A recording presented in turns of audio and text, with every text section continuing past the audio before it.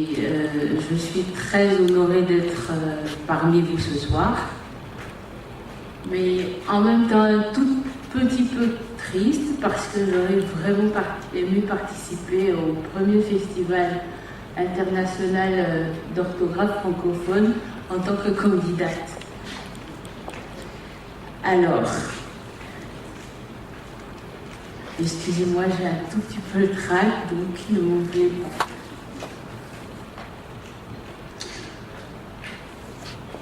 Vous vous demandez sûrement ce qu'est le concours surdoué auquel j'ai participé. Eh bien, c'est cet événement que j'ai connu grâce à l'ONG Vie Améliorée et qui mettait en compétition les élèves autour de dictées écrites. Dans mon rêve éveillé d'être candidate dans ce festival, dont le lancement officiel nous réunit d'ailleurs cet après-midi, j'ai omis de me présenter à vous comme l'exige la bienséance. Donc veuillez ne pas m'en tenir rigueur. Je suis Félicia Noélie Ngouyou, gabonaise, surdouée de l'année 2000 et la première fille, je crois, à avoir remporté le concours surdoué.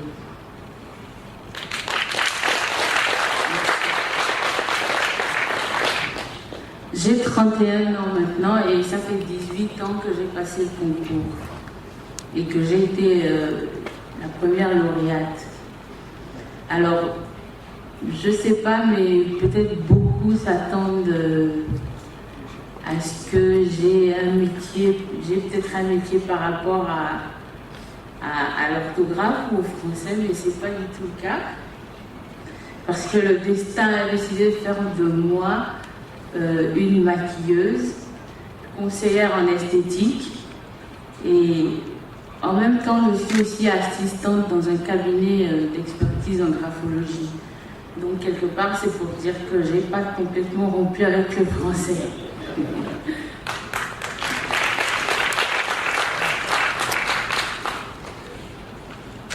Il y a 18 ans j'ai participé au concours surdoué Togo.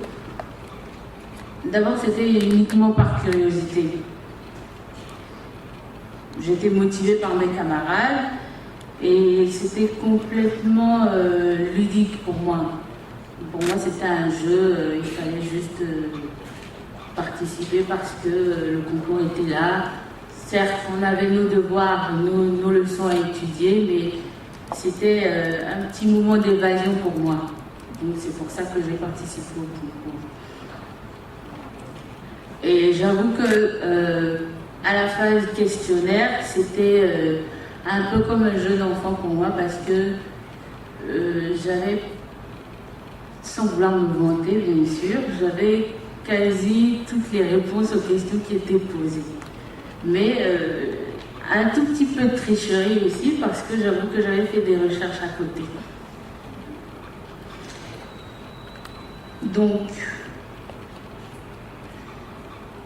j'avoue aussi que je me cultivais davantage en faisant ces recherches-là. Donc jusqu'à la phase des demi-finales, je ne mesurais vraiment pas l'ampleur de la chose. Et voilà que je me retrouve en phase finale complètement. Donc même à ce stade du concours, j'étais toujours dans mon petit monde. Parce que j'étais à milieu de pouvoir m'imaginer que j'aurais quand même le premier prix du concours. Jusqu'à ce que j'entende mon nom et qu'on dise surdoué 2000, Félicia. Mais malgré cela, j'étais toujours dans mon petit monde parce que je ne me rendais vraiment pas compte de ce qui se passait en fait. Pour moi, c'était tout à fait normal que je sois avec les autres. Mais je ne me rendais pas compte que c'était aussi normal que j'avais cette possibilité d'avoir le premier prix. Donc avec le recul, je me rends compte de l'extrême importance de la lecture. Les articles de presse, les bulletins d'information, des revues ou magazines culturels, en passant par le dictionnaire ou les notices même qui se trouvent dans les boîtes de médicaments, Je lis absolument tout et n'importe quoi. La lecture me permet encore aujourd'hui d'apprendre. Grâce à elle, j'ai découvert des choses, même très intimes à une jeune fille qui commence à grandir. Je ne vais pas rentrer dans les détails, peut-être que vous avez compris. Mieux encore, ce qui fait une femme.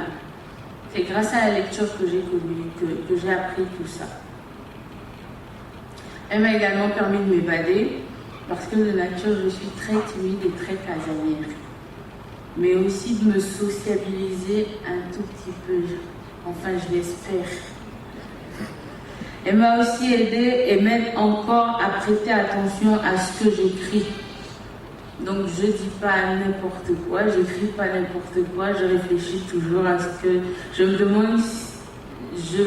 Pas que je me demande, mais je veux absolument que ce soit parfait et bien écrit. Et c'est surtout grâce à la lecture. Et au français, bien sûr.